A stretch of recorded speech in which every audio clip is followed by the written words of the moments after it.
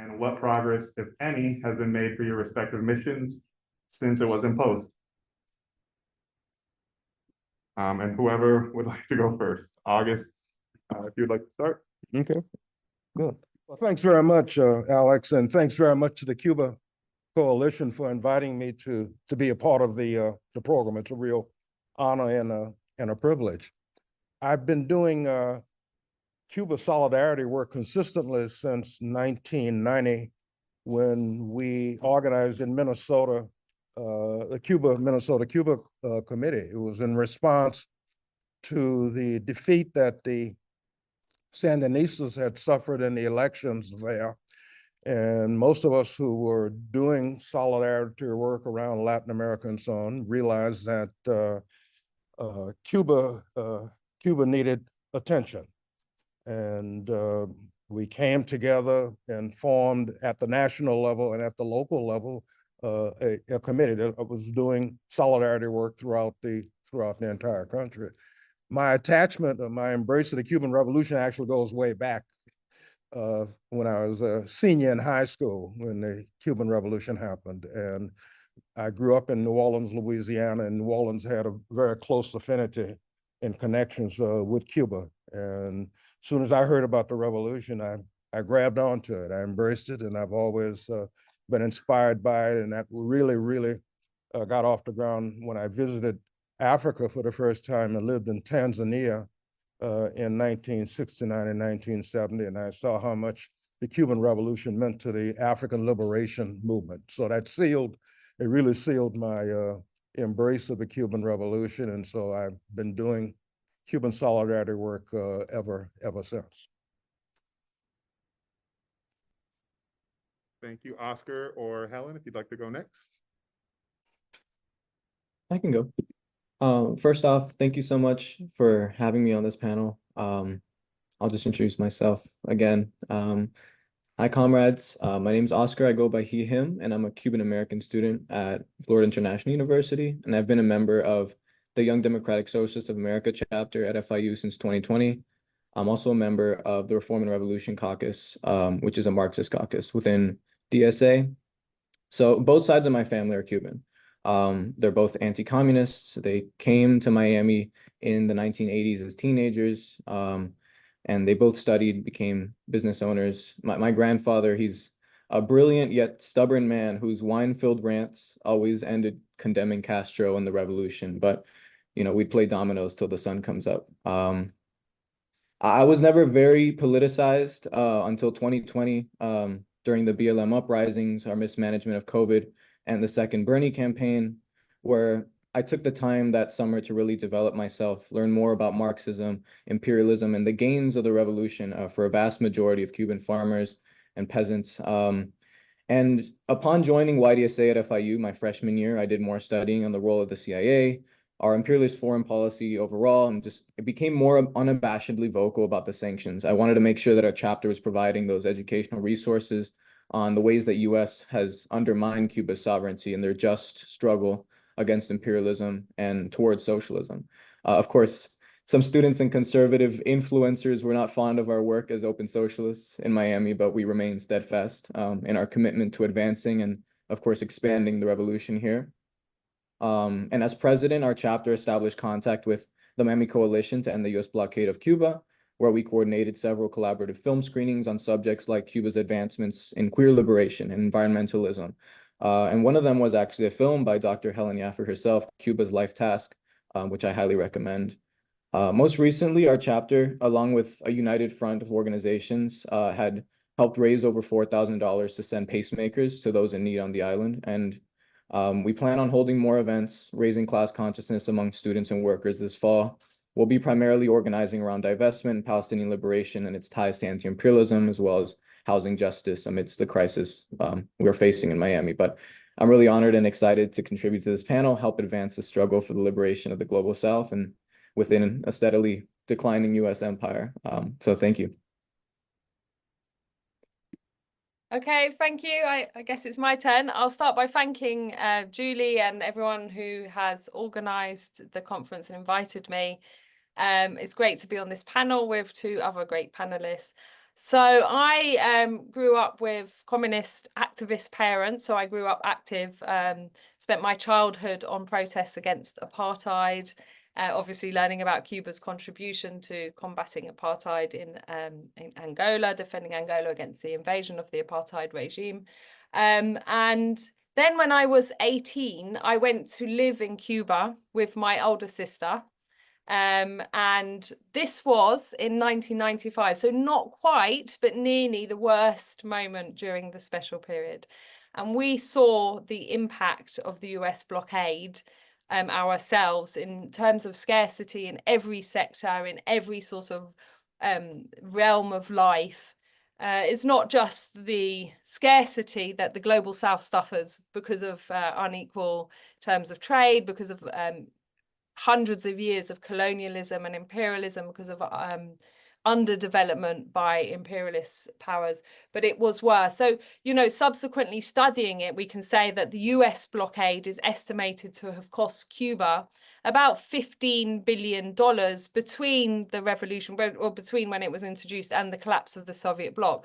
Because of course it was there, it was a major obstacle, particularly for ambitions. For example, you know, as mentioned, I studied the work of Che Guevara as Minister of Industries and his ambitions to get the most advanced technology into Cuba. And of course, that was obstructed by the US blockade. But at least there was the Soviet bloc, the socialist countries that could provide Cuba with oil, with medicines, with alternative resources. And then when that collapsed, Cuba faced what they called, you know, the double blockade, and it really hit hard.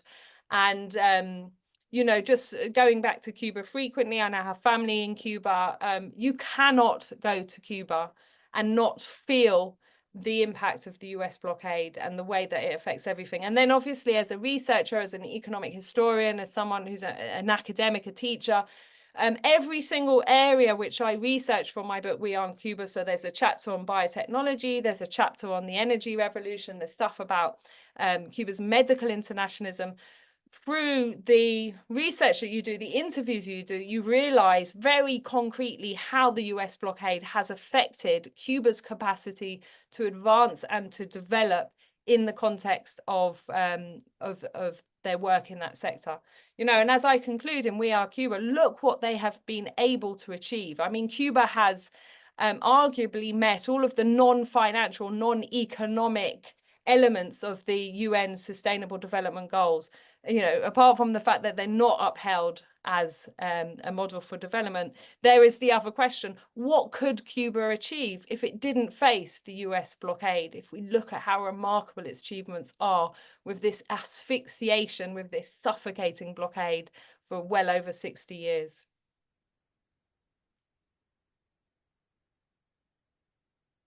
Yes, thank you. A question to you, Professor Nims.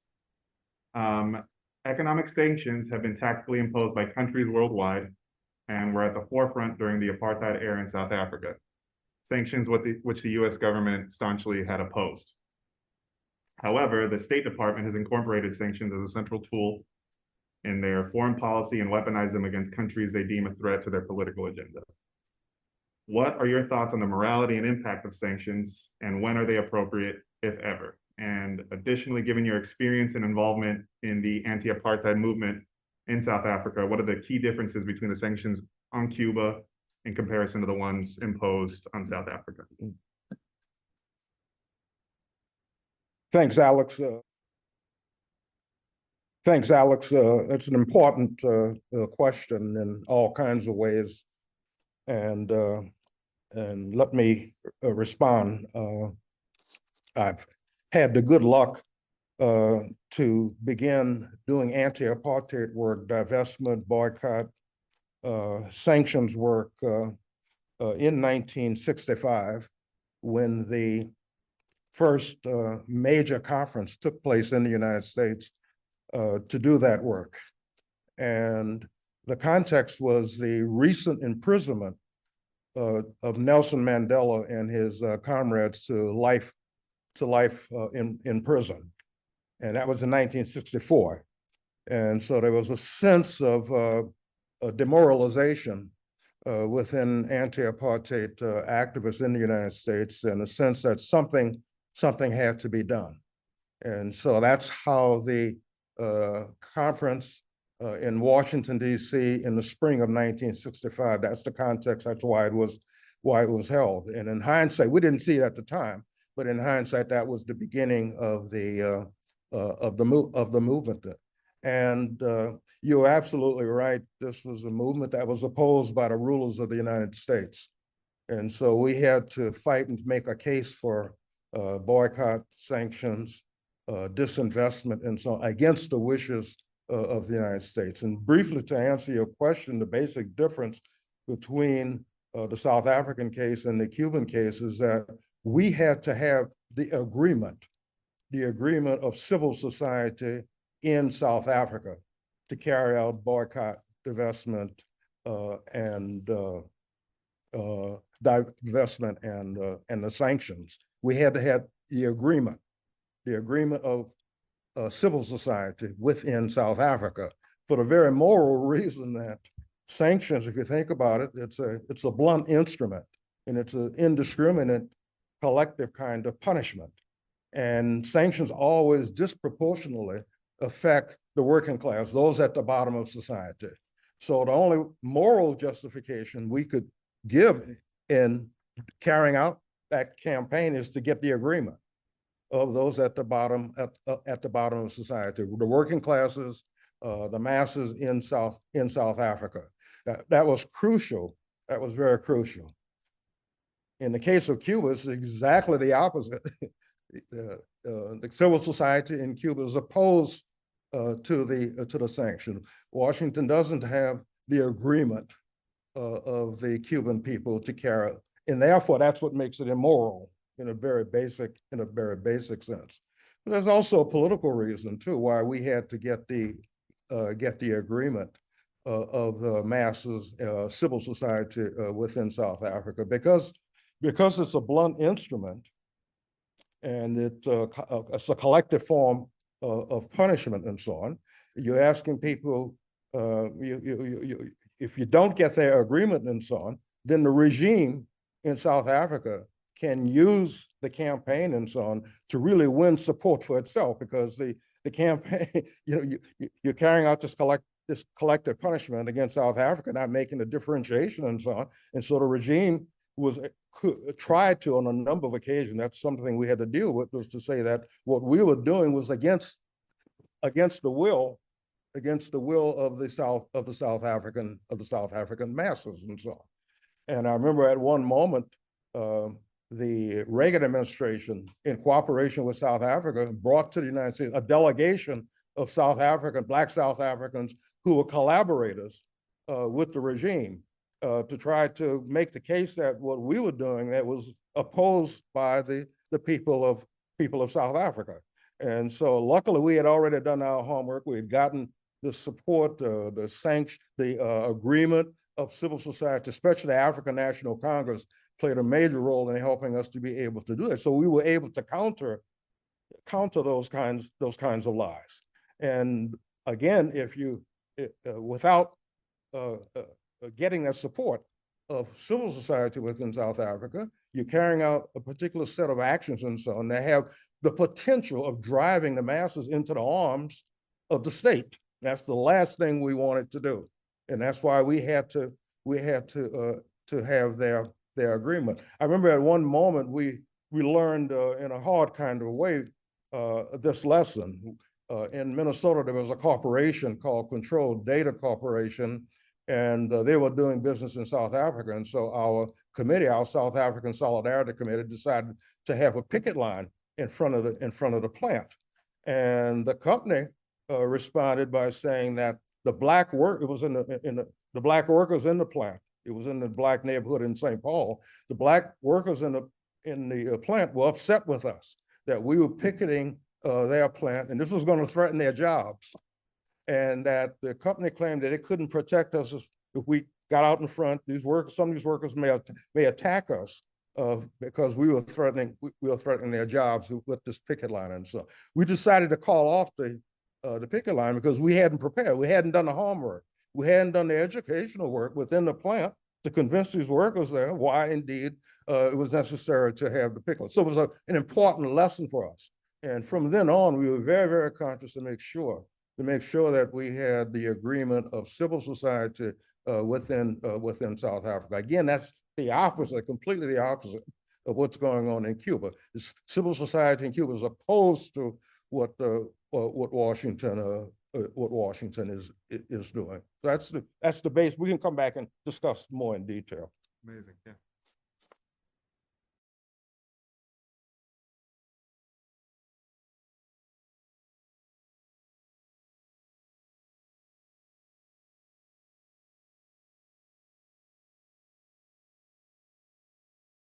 Very complicated, multi-dimensional question.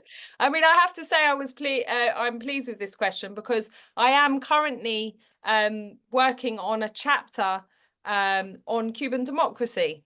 And, you know, it's a big thorny issue. How do you have a situation where Fidel Castro is referred to the dictator by some and the great revolutionary by others? And some say Cuba's a dictatorship and others say it's an example of participatory grassroots democracy. So, you know, I discuss these questions in the chapter and the meaning of democracy, and then explain how the Cuban system works and the sort of the political tradition which it's in. So if I say now that it's in the tradition of the Paris Commune, some of you will know what I'm referring to, and the key tenets that political representatives are voted by their peers. There's no self-nomination. They are non-professional, so there's no material incentive. They're not looking to become politicians to get rich.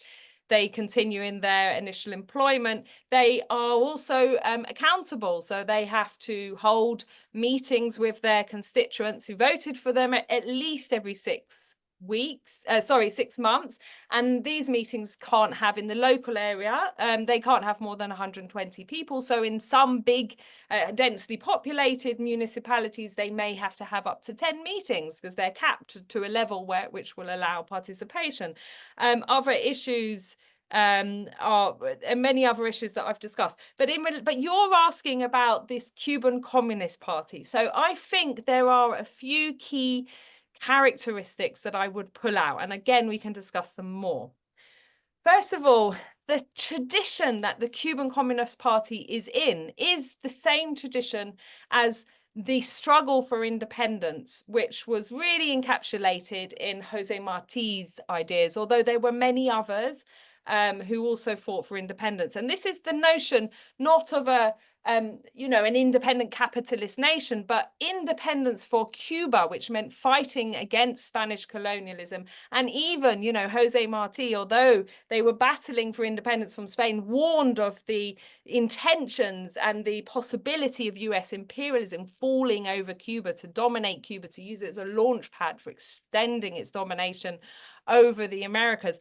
So the central to the Cuban revolutionary demand has been the theme of social justice and sovereignty. And sovereignty means control of your natural resources, right? By the people, for the people. So the Communist Party of Cuba, which actually emerges from the merging of the three revolutionary armed groups, which are leading the revolutionary struggle in the 1950s. That's the Movement for the 26th of July, the Revolutionary Directorate, that's armed students movement, and the old Communist Party, which was actually called the Popular Socialist Party at that time. They come together and merge, but they very much stick in that tradition. They stick to those key tenets that for Cuba, socialism is also about sovereignty and social justice. And those are key principles. If you look at some of the guiding kind of documents, the theorizing documents, particularly those that have come out of Cuba since 2011, the guidelines for updating the economic and social system, the documents in 2017 about conceptualizing Cuban socialism, the plan of national development up to 2030, and you look at the list of adjectives that they use to describe, to assert the character of the Cuban socialist state, it is, sovereignty and democracy, social justice. They are in among those adjectives. So those are really key things that the Cuban Communist Party isn't sort of implanted as a sort of alien or foreign ideology. It's very much appropriated to the Cuban struggle for independence. Then, of course, I've mentioned the revolution of the 1950s. The revolution of the 1950s was a mass participative process. So, you know, there is a caricature of the revolution that it was, you know, 12 middle-class, white, bearded men who fighting in the jungles. And actually, that's a total denial of the contribution of thousands of Cubans who participated in the 1950s, whether it was in the rebel army or the underground clandestine movement or the student front or the trade union front, which, you know, was consolidated by 1958, and there's other civil fronts that existed. And, you know, even children whose job was just to, you know, hand out, sneak around with materials or leaflets or notes and so on. Women who would go up to the mountains carrying communiques hidden under their skirts and so on. So mass participation was a key characteristic of the revolution. The revolution, the revolutionary movement was led by free movements who then forged to make this Communist Party. So its character is extremely diverse in terms of the range of people, backgrounds of people who are involved, and it represents a huge cross-section of Cuban society, and that continues. So immediately after the Cuban Revolution, the Cuban Communist Party doesn't actually officially get named that until 1965.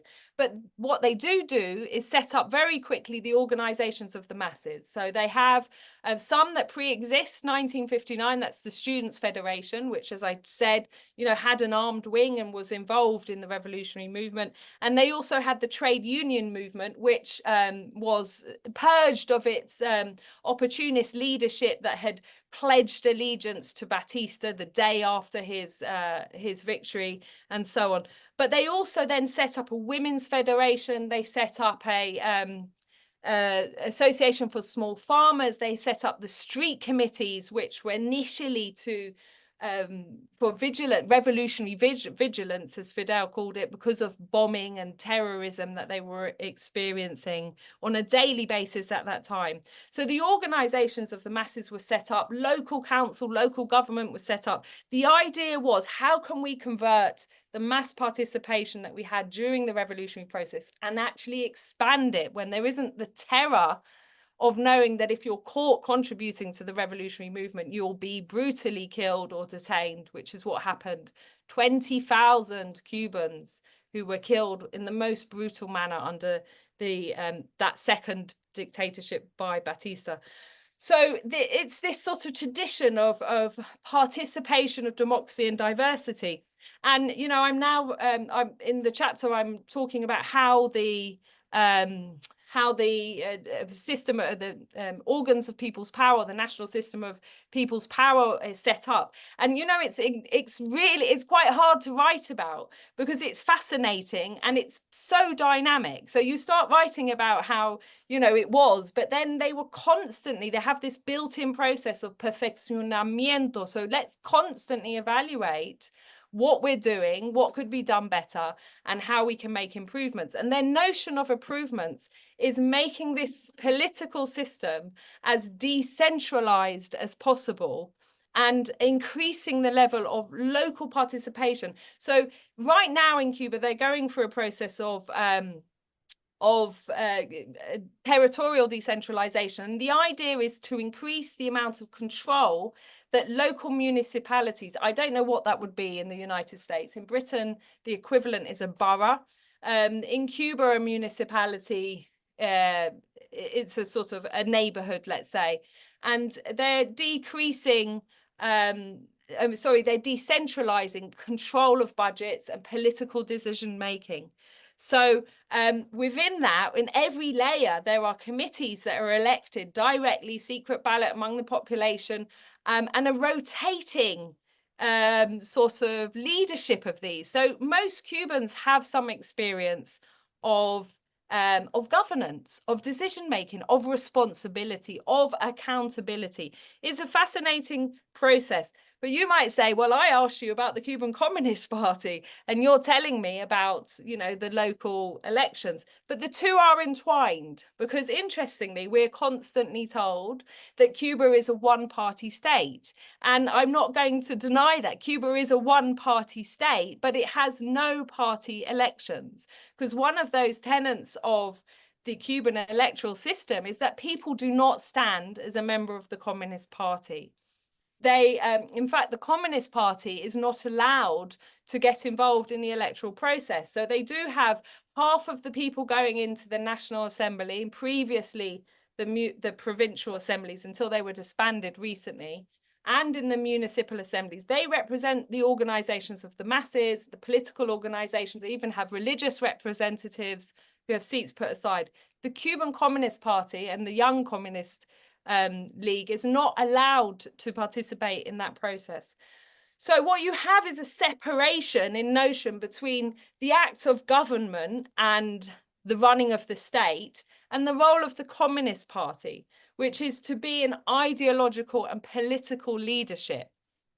And you know, unashamedly political, because the function of the state is to, you know, drive forward the socialist development program.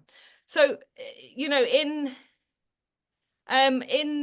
terms of your question, how have the Communist Party managed to get through this like unbelievably difficult, challenging experiences, particularly in the last few years since, say, 2019, but earlier in the period I talked about, the special period after the collapse of the Soviet bloc.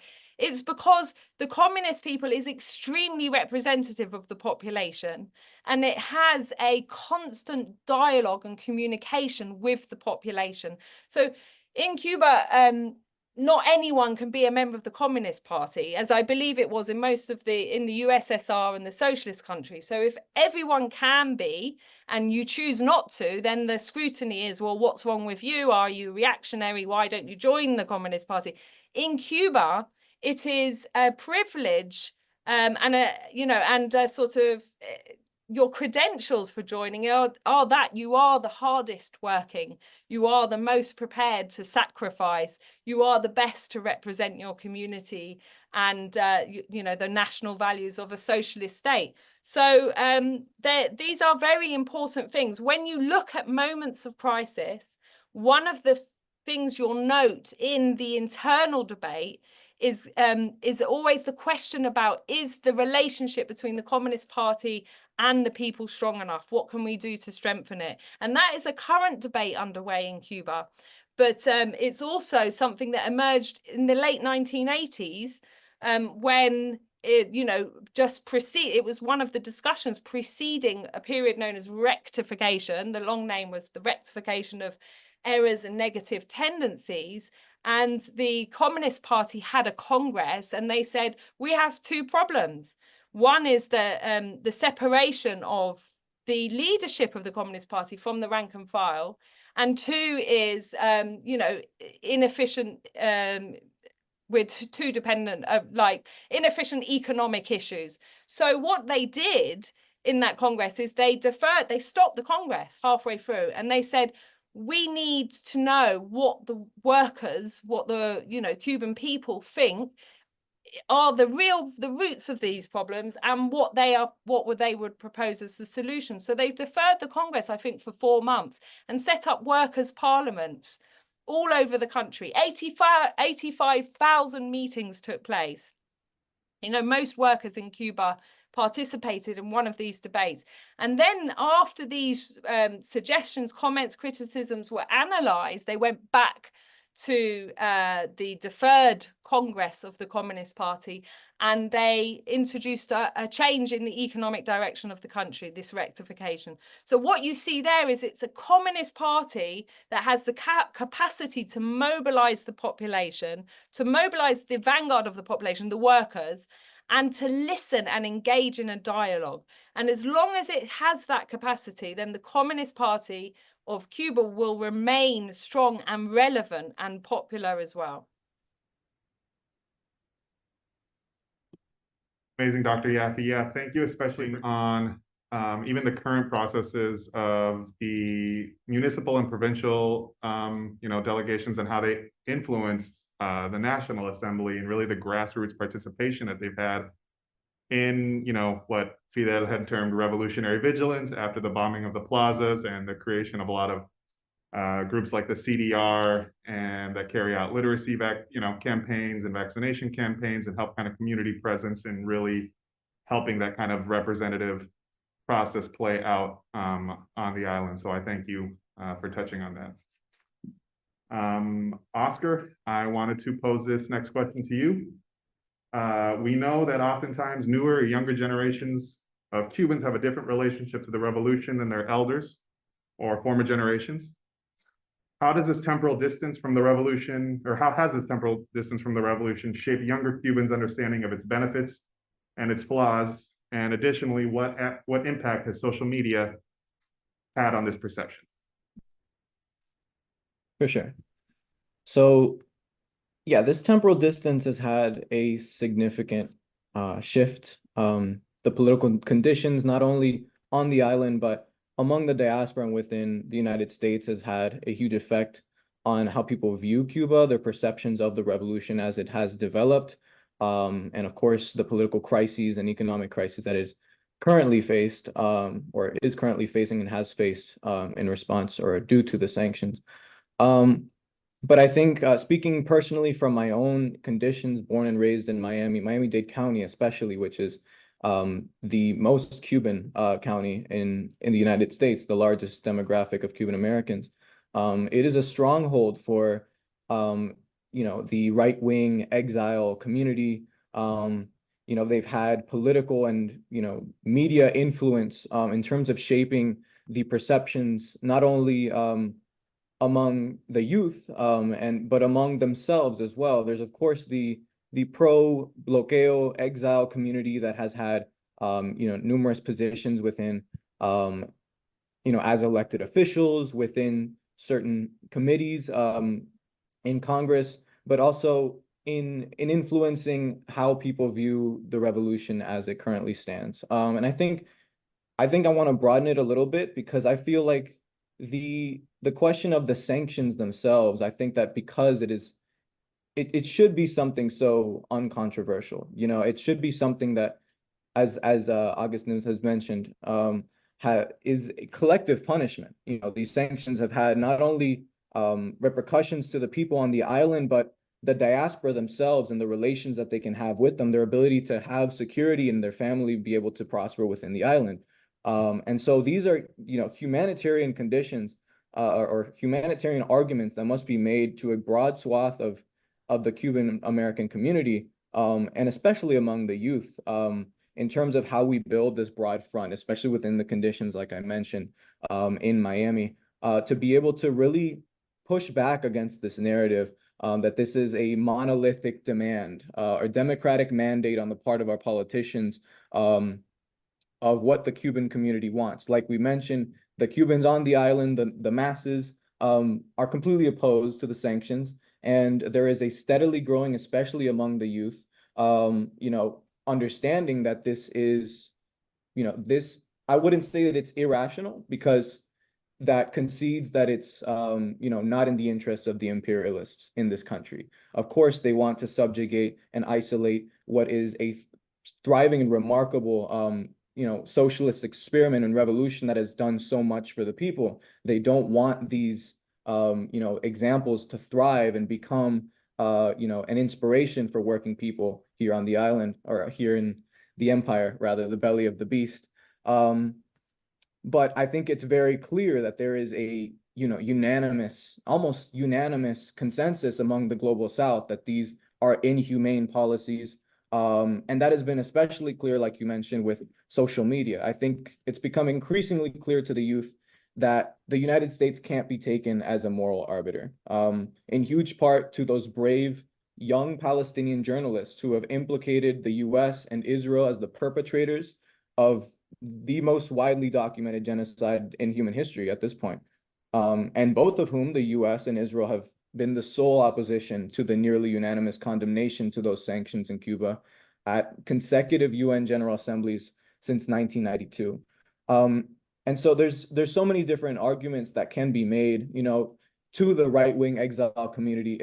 If Cuba is the undemocratic authoritarian hellscape that they try to make it out to be within the propaganda, then it is of no benefit to continue these sanctions. It is of benefit to both the Cuban diaspora and the Cuban people to allow for the government to do what it can do unmitigatedly, and therefore remove that so-called excuse of the sanctions that the government, you know, performs to the people. These are not excuses. They're among the pro-bloqueo, which is interesting. Among the pro-bloqueo diaspora, there are some people that don't believe the embargo exists.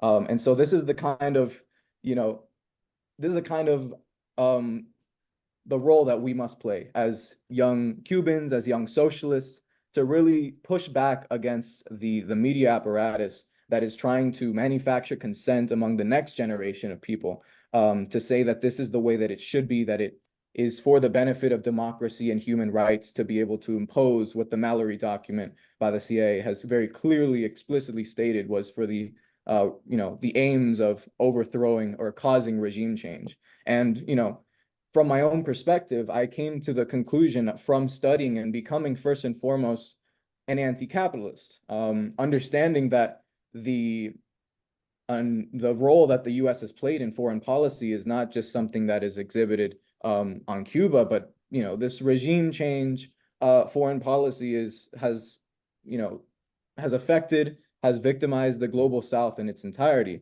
And I think that anybody who is conscious of that will have doubts, and those doubts are stirring due to the important role of social media among the young Cuban community. And I think that one thing I'd like to propose or mention is some data points from my university that is pretty insightful. FIU's Cuban Research Institute, they had a survey in 2022 in which 1,000 Cuban American Miami-Dade County residents were surveyed. And right now, 1.2 million Cuban Americans in Miami. At the time, it was 955,000. But on the questions of whether the sanctions have been affected, 71% of the respondents that were from 18 to 39 years old said no. What's interesting is that among that same young demographic, the question of favoring the continuation of the sanctions, it was 44% were opposed or strongly opposed. So that's a little bit of a distinction, but compared to the older, the 60-year-old and above members of the diaspora, they favored the sanctions by 65%. So there's a shift there, right? The argument can be made that there is a whole new generation who's seeing, you know, these, you know, the hypocrisy of these policies. But more so, I think one of the things that we should get from this information is that there is, of the total amount surveyed, 37% that opposed the embargo. Now that, if, you know, proportional to the entirety of Miami-Dade County, would come out to about 353,000 people that are capable of being mobilized, that are capable of learning and going to, you know, through the struggles, through the practice of fighting against it, having these political homes like our chapter or the coalitions that we're seeking to unite, to be able to have more consciousness, not only on how the sanctions have affected the people, but on the remarkable struggle and construction of socialism that is currently ongoing. And I think that it is through that fight, through the demand of ending the U.S. blockade and ending the state sponsors of terrorism designation, that we're capable of building a movement, not only across the nation, but even in the most, you know, reactionary elements, to really call out that hypocrisy, not only of U.S. imperialist policy, but among, you know, the more conservative diaspora members. And so, yeah, there was one more thing that I think was really impactful from that survey. It goes into how the terms, the presidential terms of Obama, and then when Trump took office, how it affected people's perceptions. When he introduced those important and popular reforms in the last years in his second term, the number of Cubans who opposed the blockade rose from 54% in 2012 to 72% in 2016. So even these diplomatic, or at least attempts to create diplomatic relations, had a significant impact among that right-wing Cuban community that's tried to encapsulate that narrative of being pro-sanctions, of trying to maintain them through the pressures that they have put forward. even those 2 years, or rather 4 years of diplomatic relations, or the intentions to continue that, as much as we can expect the Obama administration and to be able to do, it still had a huge shift in political perception of how we are to orient and relate to the Cuban people, to the Cuban government, for the benefit of our respective countries. Now, the benefit of, the president, or whatever the establishment considers to be the benefit, would be, a sort of liberalization, a neoliberal sort of free market transactional relationship. However, we know that allowing the Cuban people to thrive, allowing the Cuban system to thrive, like I had mentioned, is going to be, an example, a beacon within the Caribbean and internationally, for how we can expand democracy, how we can struggle against exploitation within the empire, and ultimately take a meaningful blow towards imperialism and capitalism on the world stage. So I think that it's incredibly important that we do not get demoralized in terms of the youth. The youth are killing it, and we're going to continue to propagate this and ensure that we do reach those masses of people who are sympathetic and ultimately willing to get into struggle, make those connections between how, Cuba policy is, very similar to how we orient towards Palestine, how we orient towards Venezuela, and how this is part of a larger capitalist imperialist system that we must unite as an international working class to overthrow.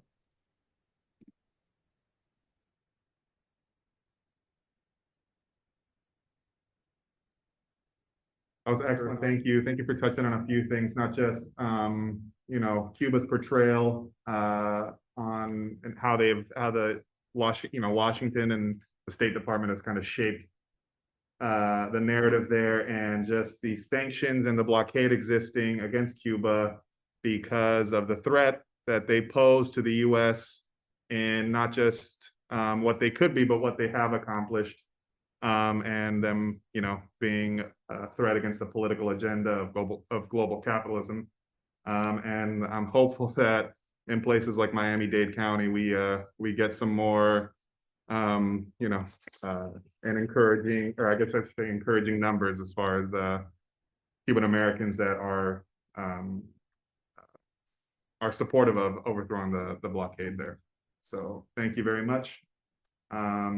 Dr. Nims, I wanted to direct this question towards you. Cuba has historically facilitated or partnered in the proliferation of a Pan-African liberation politic. How is Cuba's relationship with Black Americans and African nations based on gestures of solidarity, like sending troops to Angola in the fight against apartheid, or meeting with Malcolm X at the Teresa Hotel in Harlem, shaped today's global solidarity networks throughout various justice movements? Before answering the question, I just wanted to underscore a number of the things that Oscar said, which are extremely important to understand why there is a blockade, why the sanctions exist. They exist, but they are part of Washington's effort to make life as difficult as possible for the Cuban people, with the hope that they will rise up one day and overthrow their revolution. That's the purpose of the blockade. Make life as difficult for the Cuban people as possible. And you might ask, well, why they want to overthrow the revolution? The revolution is a threat. Let's be clear, though. Let's be specific about that threat. The last thing that Washington wants is for the working class of the United States is to know about what the working class in Cuba has done. That's what they really fear. They fear their own working class. And that to hear about what's going on in Cuba and how indeed you can actually have a government for the first time that serves the interests of the working class and not just the elite. That's the fear. That's the thing that they hate the most. That's what they want to make sure that we don't learn about. And that's why we have to do everything we can to teach the truth about Cuba, especially our fellow workers. But that's important. And I think it parallels very much what Helen outlined about the support within Cuba and how Cuba organizes to defend itself. That's what Washington is trying to break the spirit of the Cuban people, because it's a threat. It's a threat because the last thing, again, they want is for the working class in this country, a working class that's increasingly under pressure. The standard of living of working people. Think about what's been going on. Think about your generation and the fact that you are not likely to experience the same standard of living as your parents. The realization of the fact that the best that capitalism has to offer the working class, that's behind us. That's behind us. And this is what Washington knows. That's the fear. That's what they're afraid about. On the question about Cuba solidarity, African Americans and so on, that, yes, from the very beginning, Malcolm X and his meeting with Fidel Castro in 1960 at the Teresa Hotel. I'm convinced, I went back and looked at some of those discussions and so on. I think that was the beginning of Malcolm X's reconsidering the question of Caucasians and white people. Because he had to deal with, he admits it, he had to deal with this problem. There's a white man who's a revolutionary. Yeah, he's got to figure this out and think about it and so on. And I think that's the beginning of his, what would later emerge in 1964 after that second trip to Mecca, and where Malcolm reconsiders the question of race. But I really think it begins with the Cuban Revolution. One of the mistakes, misconceptions about the ending of apartheid in South Africa is that somehow the work we did around boycott, divestment, and sanctions and so on, that was crucial. I'd like to believe that, but that's not true. It's not true. What was decisive in the overthrow of apartheid was the mass uprisings that were taking place within South Africa, mass uprisings, and complemented by that defeat that the Cubans inflicted on the South African army in Angola in the spring of 1988. Again, the mass uprisings that were taking place in the late 1980s in South Africa, combined with that defeat, that military defeat that South Africa suffered at the hands of the Cubans in a place called, small little town in Angola called Cuito-Cuanavale. And that was in the spring of 1988. Fidel Castro accurately predicted after that defeat, after that victory, Fidel Castro predicted that apartheid would come to an end. That was his prediction. And indeed, that's exactly what happened, because what that defeat is what forced the South African regime to the negotiating table for the first time. Up until then, they had been avoiding any kinds of serious discussions and so on. But that defeat was crucial. The biggest victory of the boycott, divestment, and sanctions movement was achieved in 1986. And that's when Congress overrode a veto. Congress had passed a bill calling for sanctions, divestment against South Africa. That was passed in 1986. Reagan vetoed that bill by Congress. Congress overrode the veto. That was a big deal, big deal. It never happened to the Reagan administration. The Congress overrode the veto. But nothing changed in South Africa until 2 years later with the victory at Cuito-Cuanavale.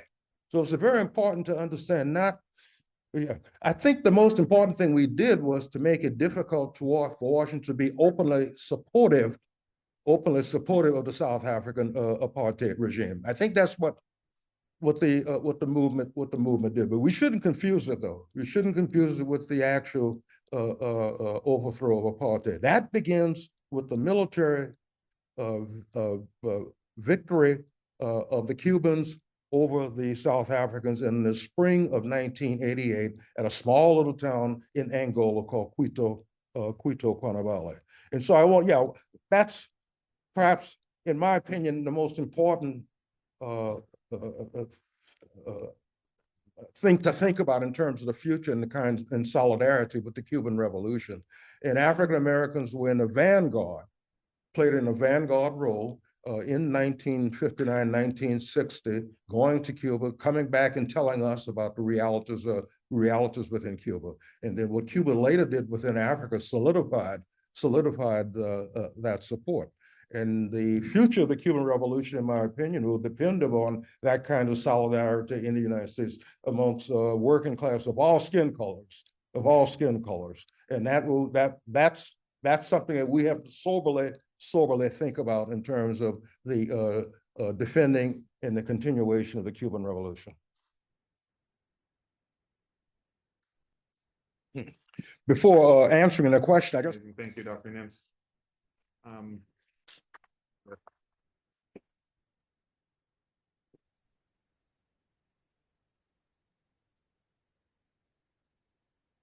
Dr. Yaffe, I know a lot has been discussed on the kind of just devastating impact of the blockade and continuing sanctions. So I wanted to pose this one to you. What does the U.S. gain by continuing sanctions that were designed in the Cold War era, and how could the U.S. benefit by restoring positive relations with Cuba and other countries in the global South, particularly regarding Cuba's medical innovations? Yeah, so I mean, we've been touching on these questions, and what I'm going to say kind of in answer to that links with points previously made. The point is, you know, what sanctions are supposed to be a punishment for something. And so the argument is, oh, well, Cuba nationalized US-owned properties and they didn't take compensation. In fact, they were offered compensation, but they were advised not to. You know, what sanctions are supposed to be a punishment for something. And so the argument is, oh, well, Cuba nationalized US-owned properties and they didn't take compensation. In fact, they were offered compensation, but they were advised not to take it because, of course, the US administration was already planning the Bay of Pigs invasion or Playa Girón, and they didn't want to legitimize something that could afterwards be reversed anyway.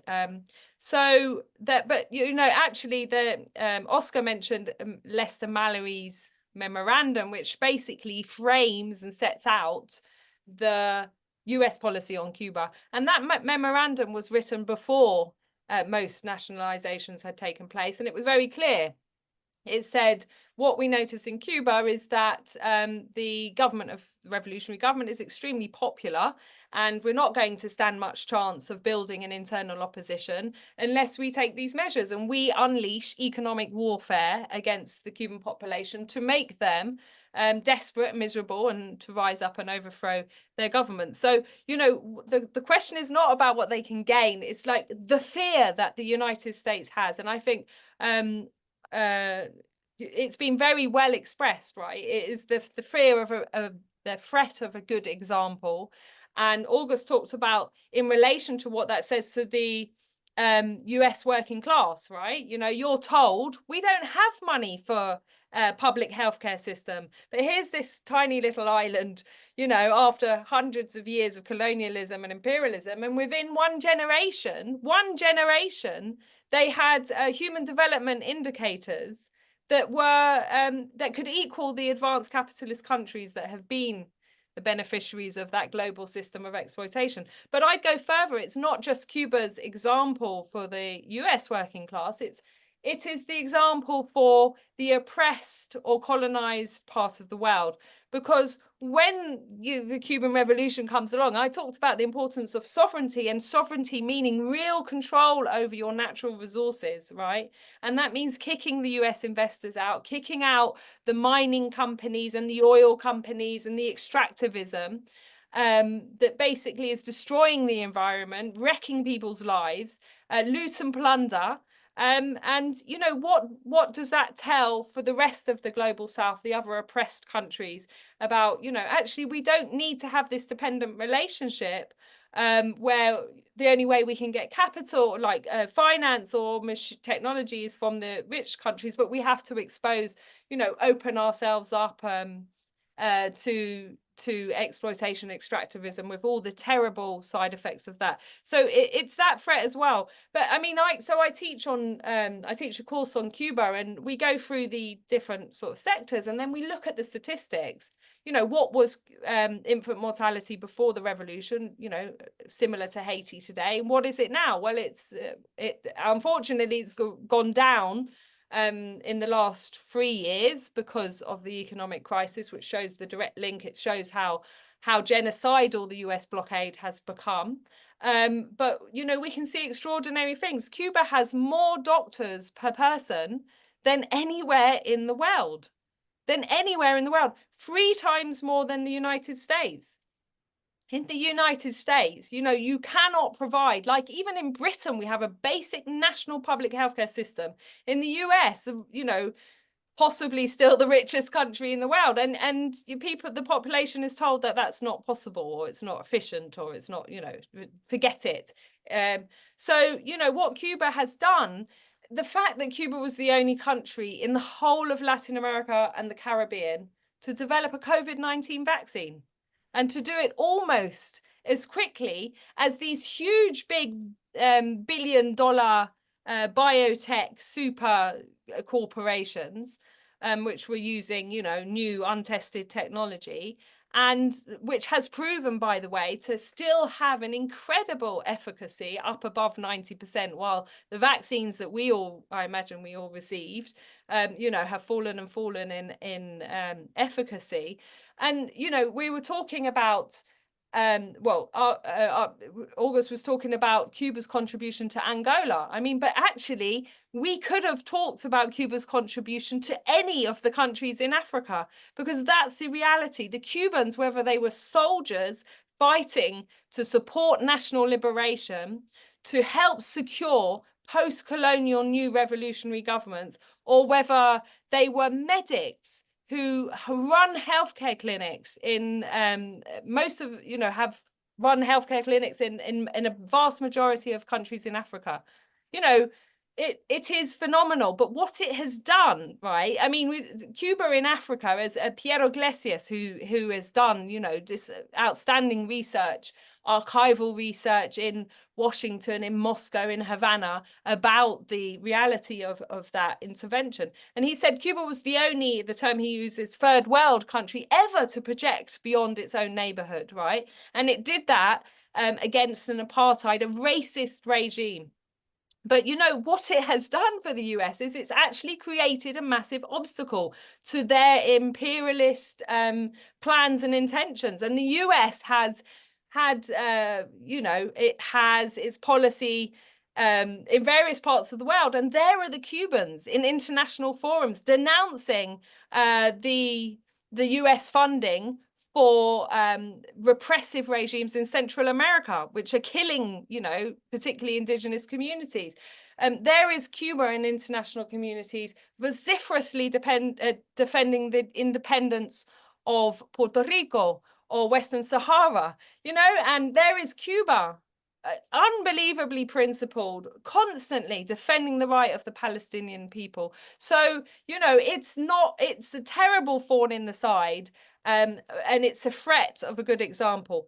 On the other hand, implicit in the question is that, you know, there is something that the US loses out. And that's undoubted, because the United States, not the government, but the population, the people of the US, they undoubtedly lose quite significantly for some people from not being able to relate to Cuba, to import Cuba's medical, you know, products, to not be able to enter into cultural, scientific, and so on exchanges.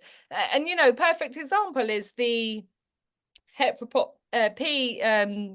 the diabetes drug that Cuba has, right? Diabetes is one of the big ailments and killers in the United States, right? And as I understand it, something like 500,000 people have to be amputated every year in the United States because they get diabetic foot ulcers. And, you know, the death rate is extremely high. But Cuba has a product which reduces the need for amputations by over 70%.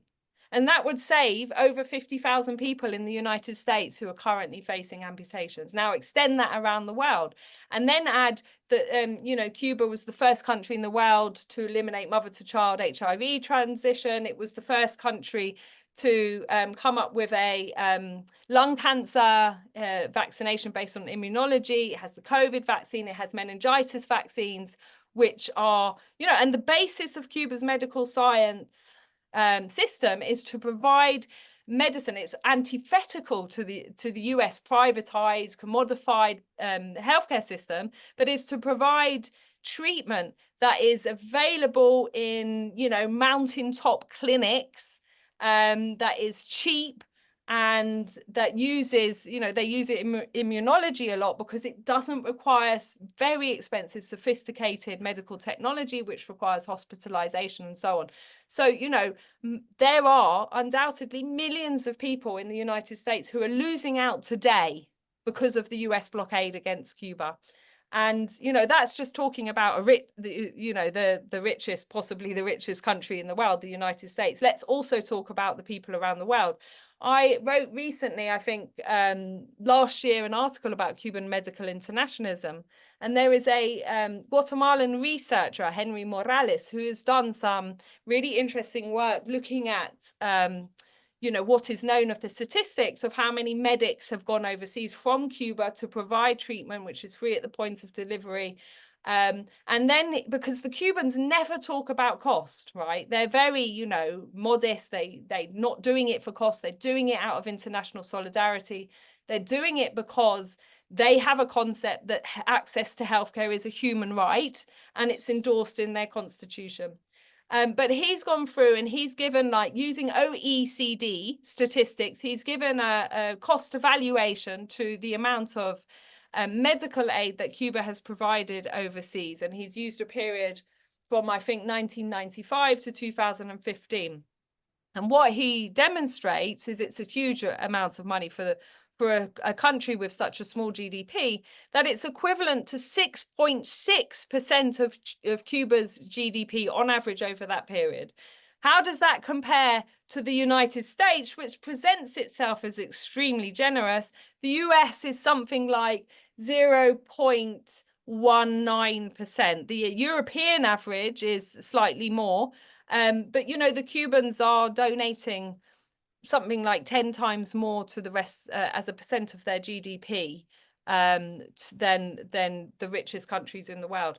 And in fact, what that amounts to, according to his statistics, is 4 to 5 billion a year that Cuba contributes, which is what the US blockade is currently costing Cuba every year. So, we can also extrapolate from that. If Cuba didn't face this damaging, the drain of US sanctions on a yearly basis, it could potentially double its international overseas development assistance. So the whole world is actually losing out. The vast majority of countries are underdeveloped countries. The vast majority are in what's called the global south. They've been underdeveloped by colonialism and imperialism. And those are the countries where Cuba is providing medical care for people who would otherwise not be able to receive anything. I'll stop there.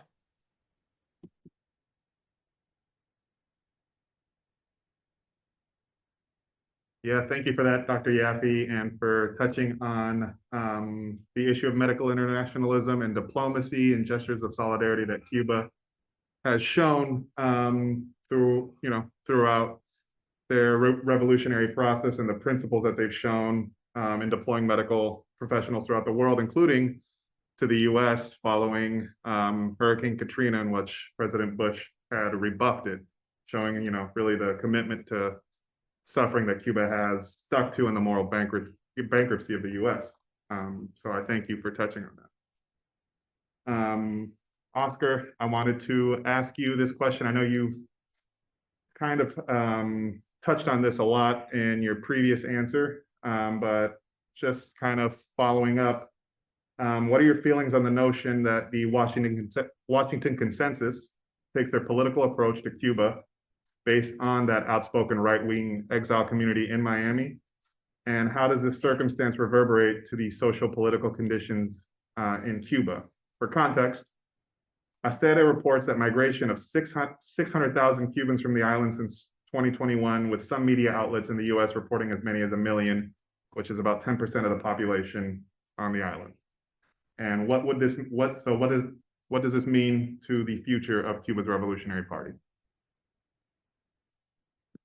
Yeah, I appreciate this question, because it's definitely a very popular framing to make it seem, this right-wing exile community is kind of holding. I appreciate this question because it's definitely a very popular framing to make it seem, this right-wing exile community is kind of holding these politicians towards the democratic mandate, like this monolithic acceptance and consent towards these policies. But I think that it's ultimately misguided, because it misrepresents why and how these sanctions have been maintained, and most critically, how we can fight to eliminate them. I think that as socialists, we need to understand that these inhumane policies are not democratic mandates on behalf of the Cuban community. They are imposed upon the Cuban community in direct alignment with the interests of capital, of the imperialists. The tail does not wag the dog, so to speak. So I think an analogy that's similar to how this identitarian facade is being implemented as we speak is within the Jewish community. We know all too well that the Zionist genocidal policy that we've been implementing, that we've been supporting, although representing a steadily decreasing but still large proportion of Jewish Americans and many more Christian Americans as well that consider themselves Zionists, it's not truly being imposed, as a democratic mandate. Its imperial aims, of course, are to expand military influence in the region, as well as the extraction of land and oil in the Gaza Strip. And we know that this is a facade because of that steadily decreasing support for these policies among anti-Zionist Jewish students and organizations that the state has had no hesitancy to repress among our campuses, in the streets. And I think that repression, without having to answer to the hypocrisy of their former arguments, stating that it is in the interest and security to support Israel, and ultimately, as they take Judaism hostage to achieve these imperialist aims, I think it just gains more conviction in those stances and more animosity towards the duplicity of the state. And I think on a similar analogy with this myth that there is a conservative majority among the Cuban people, but to say that it is simply because that majority exists that they are bound to be representing that diaspora or that sentiment, I think is a bit misleading in terms, because we know that this is something that has steadily decreased among the youth, like I mentioned before. This is not an essentialist characteristic, although there is a cyclical process of how the media and the propaganda, especially one thing I forgot to mention in my previous account, attacks on academic freedom, especially in Florida. We've had DeSantis, who had imposed, with an already anti-communist sort of U.S. education system, has imposed a direct portion of middle schooling where they talk about the failures of communism, further instilling that ideological reproduction to demonize the Cuban government and any revolutionary movement. And it goes to show that there is pressure being put on the left by the students that are questioning these things for the necessity for such a policy to even be proposed. And so what I think is more so the case is that regardless of the intention or the success that we have in mobilizing this new generation of Cuban Americans towards being against the blockade, similar to what Jewish Voices for Peace saying, "Not in our name," towards these policies. That is an aim that I want to contribute to build or to continue to build within coalitions, to be able to say that the Cuban community does not stand for this. But does that mean that the imperialist policy will suddenly be abolished, that the sanctions will be eliminated, that it won't be a state sponsor of terrorism designated country? I don't believe that that's all it will take. And I think that that's why it's really important as socialists that we continue to put forward these demands to move people into struggle, but that we are clear-sighted in our principles, that this is not just a representative of, we don't live in a democracy. I don't believe that's the case. And so we have to understand that the bourgeoisie will impose, these sanctions for the very threats that the Cuban government poses towards them. And so, yeah, and I don't say that to undermine the reactionary elements within the Cuban diaspora. Like I mentioned, the pro-bloqueo exile community is an organized force. Their ruthless origins, with coup attempts like the Bay of Pigs that have been CIA-funded, anti-Castro terrorist attacks that were committed by anti-Castro Cuban exiles that did not face a lick of justice whatsoever. They lived by the beach in Miami and didn't face a slap on the wrist for having, fulfilled or attempted to fulfill. Some of them were successful. Flight 455 was a notable, terrorist attack that has, still had reverberations in terms of how Cuba, responds and its hesitancy to maintain diplomatic relations. But of course, it is the imperialists themselves that have maintained this sort of sanctions. There are prominent figures and prominent leaders within the community among the pro-sanction diaspora that have exercised control within Congress to try to further maintain them. Maria Elvira Salazar is one of the newest generations coming from Miami who has been an outspoken, Trump supporter, but also outspoken in terms of this facade of human rights and democracy as the intentions of the sanctions. But even with that control, that it is simply just an additional, aid among the respective demographic of Cubans to maintain those policies. Now, of course, these circumstances do reverberate towards the conditions in Cuba when you have, genuine protests for economic shortage from these political crises on the island, and that has more attention than the sanctions that are placed. I think that the sanctions are quite few mentions and framings in terms of the actual circumstances on the island when there are protests going on, and that is consequential to how these sanctions are further imposed. And it's quite ironic and it's quite unfortunate. So it does have significant, it does have significant danger to the conditions. It's still continuing to achieve that regime change as its stated intentions. But we have to continue to push back on it. We have to continue to frame as independent journalists, Belly of the Beast does, in terms of really emphasizing the role of the sanctions in terms of the reporting on the conditions of the island, and really instilling that it's not simply just an irrational policy, but one that is completely rational towards the interests of isolating this country and isolating the gains, like Helen Yaffe had mentioned, from working class people and oppressed people around the globe. Thank you, Oscar. And thank you all. Thank you to all today for your time and providing insight on these questions that I have posed for you and the lasting impact that sanctions have had on Cuba and the global South. So with the remaining time, I wanted to open it up to the audience. I know we don't have too much time, but I do want to get some audience input for any questions that they would like to pose to the panelists. Ready? Can I start with comrade in the back? Because it doesn't fit the exact maybe ideal of what people imagine that socialism could look like.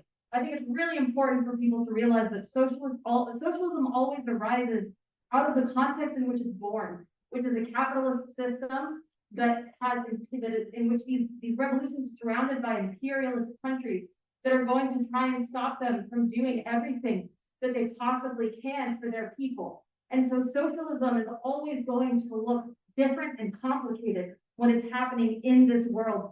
That is no reason ever to shun a socialist revolution like Cuba that has tried so much to do so much for its people and has actually achieved incredible things. And the things that Cuba is capable of achieving, we don't even really know, because we will never know until that blockade is lifted. And that's something that I think we all need to learn from, and we need to approach with humility as socialists inside of the United States. One thing that I just wanted to say, and I have a question for Helen, actually. Helen, my name is Sabrina. I'm with the Autonomous University of Social Movements, and we spoke on a Zoom call a few months ago. because we teach your book in our study abroad programs. We Are Cuba. Highly recommend that everybody read that book. But we do a study abroad program in Cuba for university students, undergraduate, graduate students. I have flyers here, which I'll pass out by the door at the end of this panel discussion. But our study abroad programs are very different than other study abroad programs. It's really not about taking university students to another country to go get drunk and to stay at hotels and to do fun things. People in our study abroad programs, they see dilapidated neighborhoods. They see people who starving dogs on the street, children without shoes.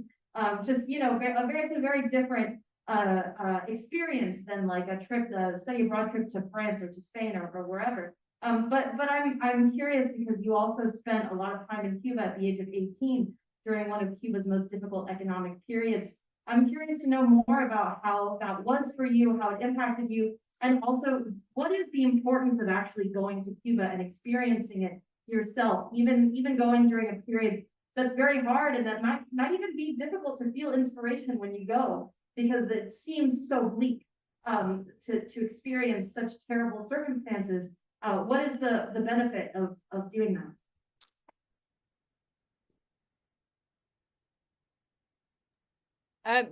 Shall I come back on that now, or do you want to see if there are? So I'm interested in biotechnology development in Cuba, the long-term moonshots like advanced vaccines, and short-term prioritizing everything from rations for the people and also providing good point of care in basic everyday medical services. With the capricious U.S. sanctions and world developments that you can't predict for, such as COVID-19, or being reintroduced to the state sponsor of terrorists, how do organizing in Cuba not stay on the back foot all the damn time? How do you provide for your population a position of scarcity, and scarcity enforced through underdevelopment, a historical process, but also through sanctions? And it's extremely difficult. And, every time, every decision that the Cubans make, they're always constantly balancing, right? How much do we invest in some rare medical disease compared to something that's common and mainstream, because their budget is shrinking. So it's a constant struggle, and it's something that that I've discussed also with Bob Schwartz, who's from the Global Health Partners, right, on the question of raising money for pacemakers. This is a life or death issue, whether the Cubans, a 3-year waiting list, if they don't get those pacemakers, a lot of them will die. On the other hand, pacemakers are extremely expensive. How many lives can you save with other sutresses and other stuff that the Cubans need? So it's a constant struggle to balance those resources. And what the Cubans constantly do is that I mentioned like their vaccine program. They have worked so well with immunology, because immunology is about teaching the body to fight against pathologies or diseases itself. Interestingly, with their COVID-19 vaccine, it was based on pre-existing vaccine platforms, they call them. So it was based on technology they'd already developed in relation to hepatitis and to, I think, the meningitis vaccine, or some combination. I'm not a medical scientist. I just have written about, the work that they've done. And I've also looked at the biotechnology industry as a sort of economic sector in the US and in Europe. And interesting, because I teach on this for our generic courses that we have to teach on, the global economy. The literature on biotechnology clusters and, scientific polls does not mention Cuba, despite its world-leading contribution and the fact that they have probably now 12 or 13 awards from the World Intellectual Property Organization for, gold stars for first-class innovations.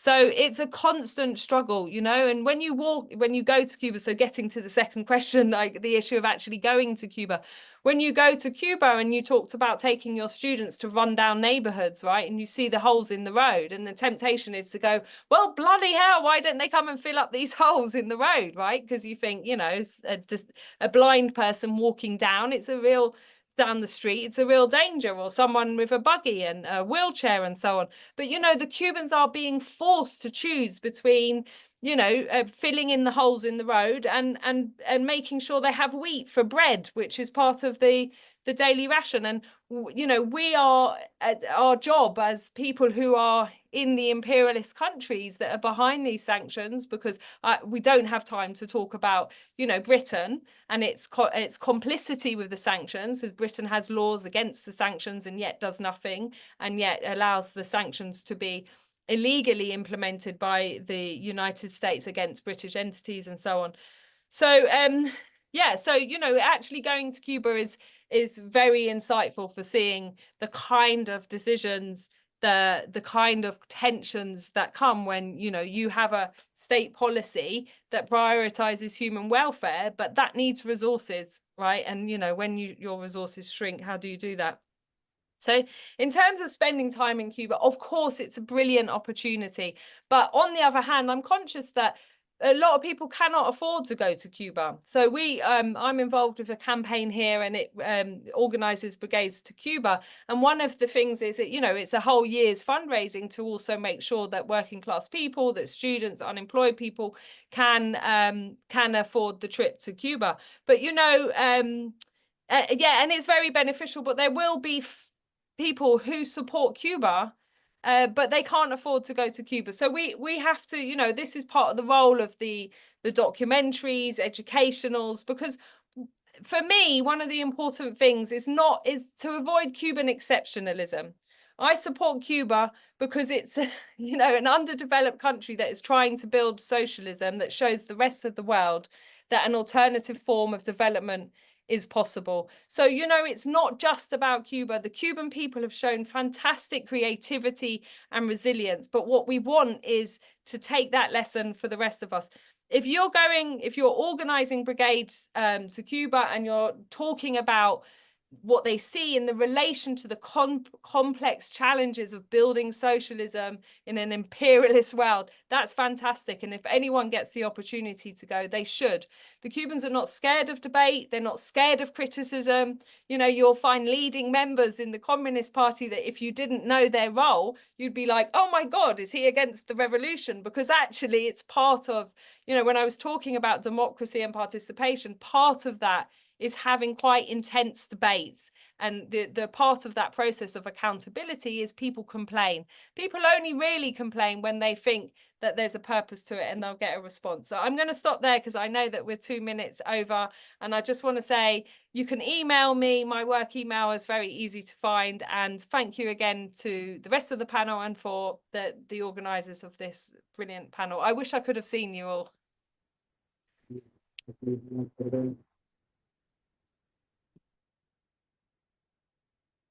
Thank you to everyone for showing up today. I wanted to remind all of you to